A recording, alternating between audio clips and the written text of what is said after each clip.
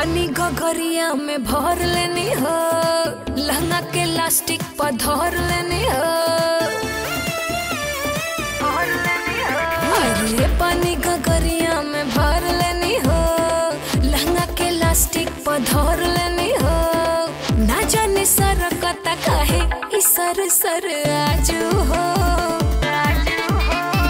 लचकता पूरा आजू बा।